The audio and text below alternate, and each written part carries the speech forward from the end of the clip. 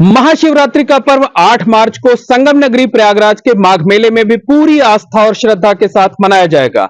इस मौके पर प्रयागराज के माघ मेले में गंगा, यमुना और अदृश्य सरस्वती के त्रिवेणी संगम में आस्था की डुबकी लगाने के लिए देश भर से लाखों की संख्या में श्रद्धालु आएंगे। इसे लेकर खास तैयारियां की जा रही हैं। एक तरफ जहां प्रशासन ने अपनी तरफ से तैयारियां की हुई हैं, वहीं संत महात्माओं के जो शिविर लगे हुए हैं उनमें भी खास तैयारियां की गई हैं। इस वक्त हम मौजूद हैं अभय चैतन्य शिव योगी मौनी महाराज जी के कैंप में, जहां आप देख सकते हैं कि भगवान शिव के सबसे प्रिय रुद्राक्ष के तमाम जो है यहां पर मालाएं लगाई गई हैं, श्रृंगार किया गया है। और इसके साथ साथ आपको दिखा दें दाहिनी तरफ ये जो शिवलिंग है, ये शिवलिंग जो है रुद्राक्ष से तैयार किया गया है। और इस कैंप की अगर हम बात करें तो इस कैंप में 11 लाख के करीब जो है वो रुद्राक्ष जो है यहां पर अलग अलग स्वरूपों में लगाए गए हैं। और साथ ही साथ ये जो त्रिशूल आप देख रहे हैं 5400 यानी 5400 त्रिशूल यहां पर रखे गए हैं। और अगर हम धार्मिक ग्रंथों की बात करें तो उनमें 5400 का खासा महत्व बताया गया है। ये आप देख सकते हैं कि यहां पर पताका लहरा रही है, साथ ही साथ तमाम देवी देवताओं के चित्र यहां पर लगाए गए हैं। रोजाना शाम को यहां पर आरती की जाती है और महाशिवरात्रि को लेकर तो यहां पर खास तैयारी की गई है। किस तरीके की तैयारी की गई है, क्या कुछ महाशिवरात्रि पर होने वाला है इस कैंप में, और प्रयागराज के माघ मेले में यानी अगर हम तीर्थ क्षेत्र की बात करें तो वहां पर शिवरात्रि का क्या महत्व है, इस बारे में हम सीधे मौनी बाबा से ही बात करते हैं। महाराज जी, किस तरीके की तैयारियां की गई हैं महाशिवरात्रि पर, क्या खास आयोजन होने वाला है कैंप में, शिविर में? देश की रक्षा और सुरक्षा के लिए तथा भारत को अखंड बनाने के लिए जो संकल्पित मेरा संकल्प है, 1.25 लाख बिल्वपत्र, 1.25 लाख दूर्बा, 1.25 लाख पुष्प भगवान भूतनाथ को समर्पित किए जाएंगे। 1.25 लाख आहुति होगी। पूरे 24 घंटे रात दिन जागरण चलेगा, अखंड आहुतियां चलेंगी। और इस यज्ञ मंडप की 27 बार परिक्रमाएं होगी। यहां से संगम तक लेट के परिक्रमाएं होगी, मंत्रों का जप होगा और प्रसाद का वितरण होगा। श्रद्धालुओं को राष्ट्र रक्षा के लिए संकल्प दिलाया जाएगा, जो देश की रक्षा के लिए, सुरक्षा के लिए काम करें और आने वाले समय में काशी विश्वनाथ मंदिर बनकर के तैयार हो। इसलिए भारत सरकार में होने वाले चुनाव में मोदी जी को मजबूत करें। इसे तमाम संकल्पों को लेकर के हम सब अनुष्ठान कर रहे हैं, जिसका एक उद्देश्य ही है राष्ट्र रक्षा।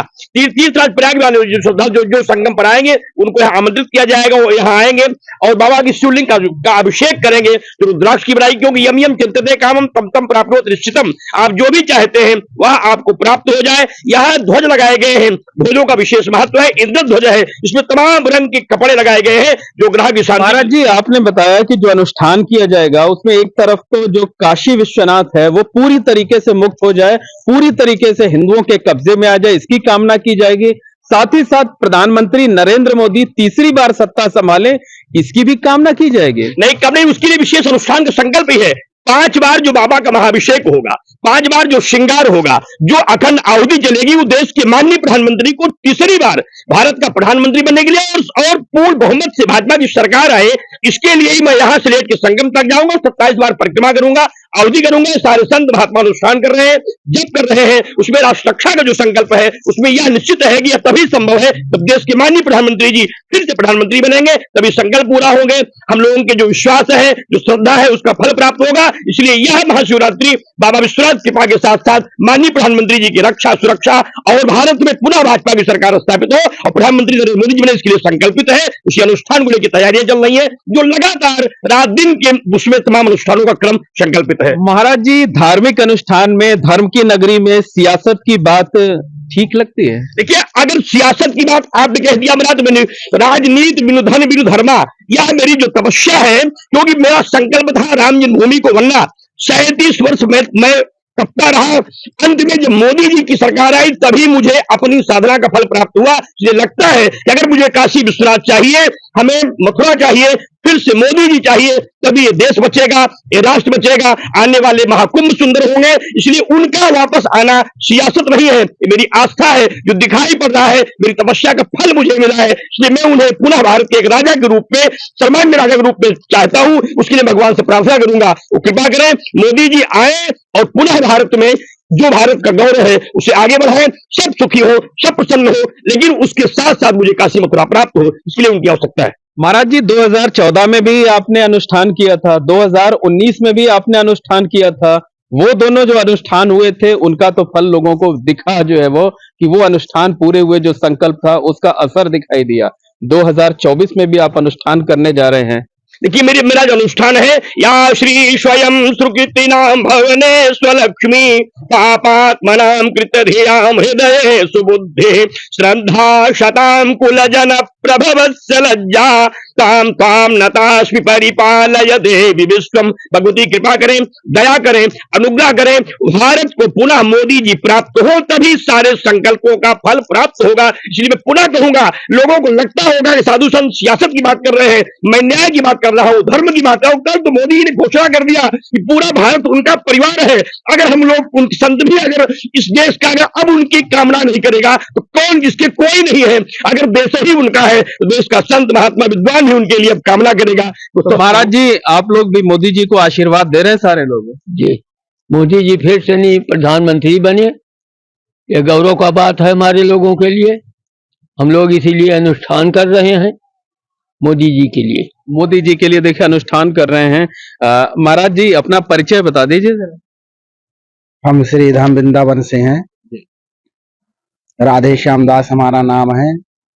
हम तो आप सब लोग जो है ये कामना कर रहे हैं, ये अनुष्ठान कर रहे हैं कि मोदी जी तीसरी बार प्रधानमंत्री बने, देश की कमान संभालें।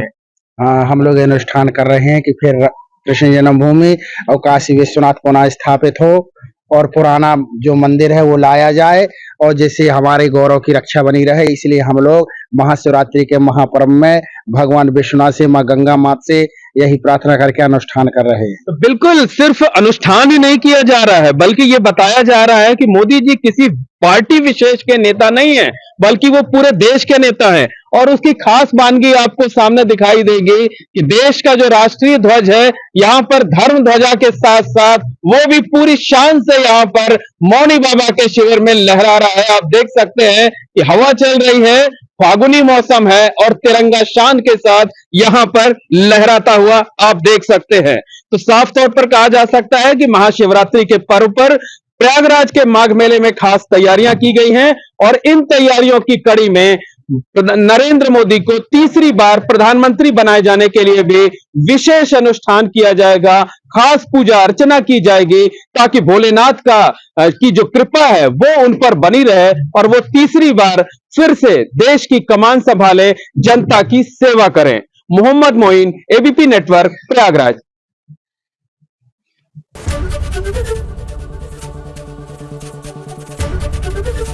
एबीपी गंगा, खबर आपकी, जुबान आपकी।